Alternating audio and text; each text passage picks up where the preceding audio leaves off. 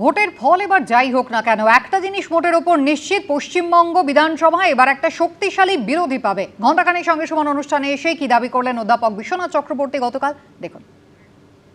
এই যে বারবার আপনি প্রশ্নটা তুলছেন না, যে এই রাজ্যে যখনই পরিবর্তন হয় বা কিছু সরকার তৈরি হয়, একতরফাভাবে একটা আসন পেয়ে হয়।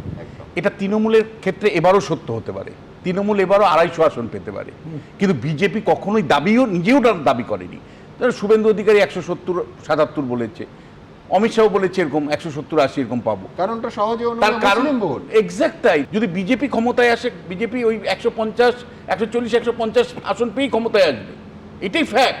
কারণ বিজেপির যে ডোমাইন, যে এলাকা, তাতে প্রতি 3 জন ভোটারের মধ্যে 1 ভোটারকে ওরা অ্যাড্রেসই করে না। তবে 2 জন ভোটারের মধ্যে পোলারাইজেশন করতে হবে।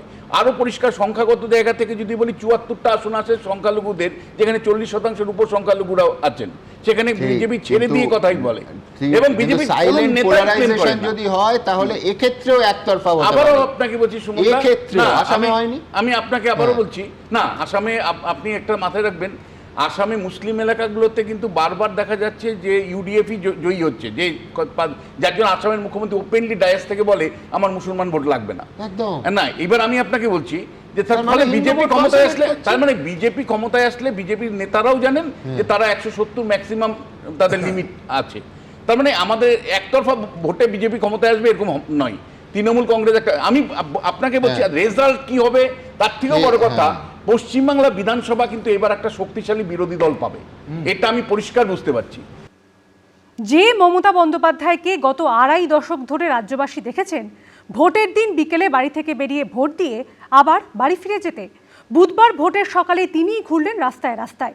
ঘড়ির কাঁটায় বুধবার যখন সকাল 7:15 চেতলায় পৌঁছে যান মমতা বন্দ্যোপাধ্যায়, তারপর চক্রবেড়িয়ায় পার্টি অফিসের পাশে রাস্তায় বসে থাকেন প্রায় ঘণ্টাখানেক। অন্যদিকে দিনভর খোশ মেজাজে ভবানীপুরের এ প্রান্ত থেকে ও প্রান্ত ছুটলেন শুভেন্দু অধিকারী। মমতা বন্দ্যোপাধ্যায়ের পরাজয় শুধু সময়ের লোকতন্ত্রকে পুরো 12টা বাজা দিয়া। গতবার বিধানসভা নির্বাচনের সবচেয়ে নজরকাড়া কেন্দ্র ছিল নন্দীগ্রাম, আর এবারের ভরকেন্দ্র ভবানীপুর। 2 হেভিওয়েট প্রার্থীকে ঘিরে দিনভর উত্তেজনা, নজিরবিহীন নানা ছবি।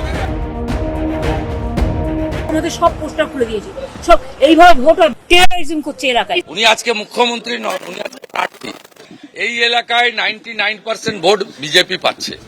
শাসক যেন বিরোধী, আর বিরোধী যেন শাসক। যে মমতা বন্দ্যোপাধ্যায়কে গত 2.5 দশক ধরে রাজ্যবাসী দেখেছেন ভোটের দিন বিকেলে বাড়ি থেকে বেরিয়ে ভোট দিয়ে আবার বাড়ি ফিরে যেতে, তিনি ভোটের দিন সকাল সকাল রাস্তায়। যেমন গতকাল রাত্রে যে অত্যাচার করেছে সারা বাংলা জুড়ে, আমি কিন্তু সারা রাত জেগেছিলাম। ঠেলায় না পড়লে বিড়াল গাছে ওঠে না, লাভ হবে না। কিন্তু কার্যত এতদিনের এই রেওয়াজ ভাঙতে হলো কেন মমতা বন্দ্যোপাধ্যায়কে? নির্বাচনে মানে বুঝতে হবে, যারা কমপ্লেন করে তারা কোথাও তাদের মেশিনারি কাজ করছে না বলেই কমপ্লেনটা করছে। রাজ্যে এত মানুষ ভোট দিচ্ছে, ওনার যখন উনি ক্ষমতা এলেন তখনও এত মানুষ ভোট দেয়নি, এবারে দিল, তারা কি উন্মাদনার ভিত্তিতে দিল, এইটা ওনাকে কিন্তু যথেষ্ট ওনার উপরে ওনার উপর চাপ পড়ছে। এতদিন রাজ্যে যে কোনো ভোট হলেই বিরোধীরা কারচুপি, তৃণমূলের বিরুদ্ধে অত্যাচারের অভিযোগ তুলত, আর বুধবার এমন এক ভোট দেখল রাজ্যবাসী যা দেখে খোদ তৃণমূল নেত্রীর গলায় উল্টো সুর। ये क्या गुंडाराज चल रहा है, देश को बेच दिया। Intention is very clear that BJP wants that forcefully to rig the election. আমার মার্জিন খুব বড় হবে এবং 77 নম্বর ওয়ার্ড ছাড়া বাকি 8টা ওয়ার্ডে আমার লিড থাকবে। ঘড়ির কাঁটায় সকাল 7:15 চেতলায় পৌঁছে যান মমতা বন্দ্যোপাধ্যায়। চক্রবেড়িয়ায় পার্টি অফিসের পাশে রাস্তায় বসে থাকেন প্রায় ঘণ্টাখানেক। ভোটারদের মধ্যে প্রচন্ড উৎসাহ আছে। আমি 5-6-7টা বুথ ঘুরেছি। এটা হতাশার বসা। ऐसे वोट कभी होता है, लोकतंत्र डेमोक्रेसी का फेस्टिवल होता है, लेकिन ये तो लोकतंत्र को पूरा 12टा बजा दिया। খুশ মেজাজে দেখা গেল শুভেন্দু অধিকারীকে। দিন শুরু করলেন মন্দিরে পুজো দিয়ে, বুথে বুথে ঘুরলেন, ক্যাম্পে বসলেন। দিনের শেষে আবার ভবানীপুরের তৃণমূলের পোলিং ক্যাম্পে কোল্ড ড্রিঙ্কস খেলেন শুভেন্দু অধিকারী। তৃণমূল কর্মীদের সঙ্গে হাসি মুখে কথা বলতেও দেখা যায় তাঁকে। যারা হরিশ চ্যাটার্জি, হরিশ মুখার্জি স্ট্রিটের এদিক ওদিকে থাকেন, সেই বর্ধিষ্ণু বাঙালি পরিবারগুলি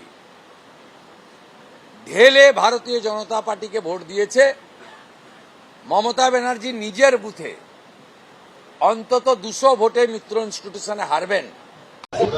मैंने जो बोला है 1 साल पहले भी इसमें मिला था, इससे ज्यादा बड़ा बहुमत से तृणमूल चौथी बार सरकार बना। সকালে ভোট পরিদর্শনে গিয়ে প্রায় একই জায়গায় চলে আসেন মমতা বন্দ্যোপাধ্যায় এবং শুভেন্দু অধিকারী। সাময়িক উত্তেজনা তৈরি হয়। আশাবুল হোসেন, কৃষ্ণেন্দু অধিকারী ও শিবাশিস মৌলিকের রিপোর্ট, এবিপি আনন্দ। বিধানসভা নির্বাচনের দ্বিতীয় দফার ভোটে অন্য পুলিশের ছবি দেখল পশ্চিমবঙ্গবাসী। যে পুলিশের বিরুদ্ধে তৃণমূলের ইশারায় কাজ করার অভিযোগ তোলে বিরোধীরা, দ্বিতীয় দফার ভোটে সেই পুলিশকেই দেখা গেল একেবারে দাবাং মুডে। নিরপেক্ষভাবে আইন শৃঙ্খলা সামলালেন তারা। কলকাতা থেকে জেলায় দিনভর সক্রিয় ভূমিকায় দেখা গেল পুলিশকে।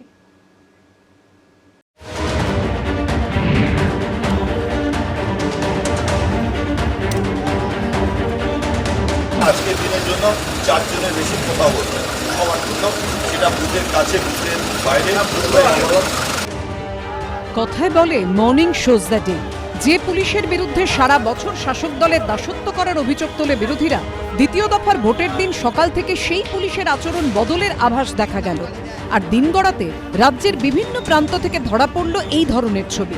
কখনো কলকাতা, কখনো জেলা। কার্যত দাবাং ভূমিকায় পাওয়া গেল পুলিশকে। নিরপেক্ষভাবে আইন শৃঙ্খলা সামলালেন তারা। বুধবার 7 সকালে শুরুটা হয়েছিল পটুয়াপাড়া লেনে, খোদ মুখ্যমন্ত্রী মমতা বন্দ্যোপাধ্যায়ের ভাই কার্তিক বন্দ্যোপাধ্যায়কে দিয়ে। এদিন সকালে মুখ্যমন্ত্রীর বাড়ি থেকে ঢিল ছোড়া দূরত্বে দলের নির্বাচনী কার্যালয়ের উল্টো দিকেই কয়েকজনকে নিয়ে বসেছিলেন কার্তিক বন্দ্যোপাধ্যায়, যিনি 73 নম্বর ওয়ার্ডের তৃণমূল কাউন্সিলর কাজরি বন্দ্যোপাধ্যায়ের স্বামী। এই অবস্থায় সেখানে পৌঁছন কালীঘাট থানার ওসি গৌতম দাস। কার্তিক বন্দ্যোপাধ্যায়কে সেখান থেকে উঠে যেতে বলেন। একদম মমতা বন্দ্যোপাধ্যায়ের বাড়ির ঢিল ছোড়া দূরত্ব, অভিষেক বন্দ্যোপাধ্যায়ের অফিসের ঢিল ছোড়া দূরত্ব, সেখানে এই 73 নম্বর ওয়ার্ড, ঠিক সেই জায়গায় পুলিশ হুঁশিয়ারি দিচ্ছেন মমতা বন্দ্যোপাধ্যায়ের ভাইকেই। এখানে আমরা দেখতে পাচ্ছি কার্তিক বন্দ্যোপাধ্যায় সহ তৃণমূলের কর্মীরা আছেন, তাদের কাছে কিছুক্ষণ আগে পুলিশ এসে একদম সরাসরি হুঁশিয়ারি দিচ্ছেন যে এখানে কোনো মতে 4 জনের বেশি বসা যাবে না। আমাদের এখানে পাড়া, এটা আমাদের ক্লাব, এখানে বুথ এখানে আমি বুঝতে পারছি 4 জনের বেশি বসা যায়। চলে যাও 4 জনের বেশি কেউ কোথাও থাকবে না। পরের ঘটনাও খোদ মমতা বন্দ্যোপাধ্যায়ের নির্বাচনী ক্ষেত্রে। দুপুর 12:30 ঘটনাস্থল হরিশ মুখার্জি স্ট্রিটের জয়হিন্দ ভবনের ভোট কেন্দ্রের সামনে। এর কিছুক্ষণ আগে এই এলাকায় বিজেপি প্রার্থী শুভেন্দু অধিকারীকে ঘিরে জয় বাংলা ও চোর স্লোগান দেন তৃণমূল কর্মীরা। খবর পেয়ে সেখানে পৌঁছন কলকাতা পুলিশের অতিরিক্ত কমিশনার ডিপি সিং। পুলিশ কর্মী ও কেন্দ্রীয় বাহিনীর জওয়ানদের দিয়ে এলাকা ফাঁকা করিয়ে দেওয়া হয়। অলিগলিতে ঢুকে পুলিশ কর্মীরা তাড়া দিয়ে সরিয়ে দেন তৃণমূল কর্মী সমর্থকদের। लीडर ऑफ अपोजिशन है तो यहाँ पर ये आए थे, उनको लेके थोड़ा बहुत क्योस हुआ था, पुलिस आई उनको क्लियर कर दिया। বুধবার সকাল 8:30 জোড়াসাঁকো বিধানসভার একটি বুথের 100 মিটারের মধ্যে বেআইনি জমায়েতের অভিযোগ ওঠে। খবর পেয়েই দ্রুত পৌঁছে যায় পুলিশ। শুরু হয় লাঠিচার্জ। একদম অ্যাকশন মোডে নিমেষে এলাকা ফাঁকা করে দেন পুলিশ কর্মীরা। আমাদের রাজ্যের পুলিশের ক্ষমতা নেই এরকম নয়, কিন্তু তারা দলদাসে হয়ে পরিণত হয়ে থেকে গেছিল। এই মানে সেই অহল্যাকে মুক্ত করার মতো আজকে ইলেকশন কমিশন সেই রাজ্য পুলিশকে তার ছোঁয়া দিয়ে মুক্ত করেছে এবং তারা নিরপেক্ষভাবে করতে পেরেছে। কলকাতায় ভোটের দিন হঠাৎ করে সক্রিয় হয়ে ওঠায় পুলিশের ছবি দেখা গেছে জেলাতেও। এই ছবি বর্ধমান শহরের গুড়পট্টি এলাকার। ভোটের দিন সকালে রাস্তার উপর চেয়ার পেতে বসেছিলেন বর্ধমান পুরসভার 21 নম্বর ওয়ার্ডের তৃণমূল কাউন্সিলর শ্যামাপ্রসাদ ব্যানার্জি। এর কিছুটা দূরেই ছিল বুথ। এই অবস্থায় বুথের কাছে অবৈধ জমায়েতের অভিযোগ করা হয় বিজেপির তরফে। আর তারপরেই সেখানে এসে হাজির হন 2 পুলিশ কর্মী এবং কেন্দ্রীয় বাহিনীর কয়েকজন জওয়ান। একেবারে দাবাং ভূমিকায় লাঠি উঁচিয়ে তৃণমূল কাউন্সিলরের দিকে এগিয়ে যান এক পুলিশ কর্মী। চোখের নিমেষে লাঠির বাড়ি গিয়ে পড়ে চেয়ারে। হাঁটতে শুরু করেন শাসক দলের নেতা, আর সেই চেয়ারই লাথি মেরে কার্যত উড়িয়ে দিলেন সেই পুলিশ কর্মী।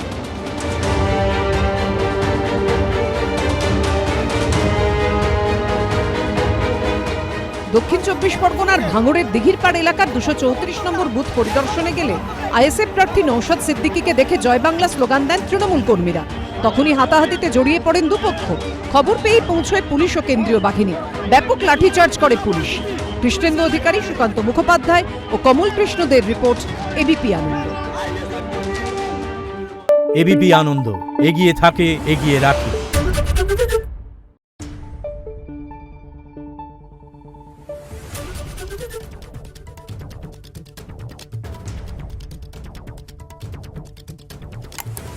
নিউজ।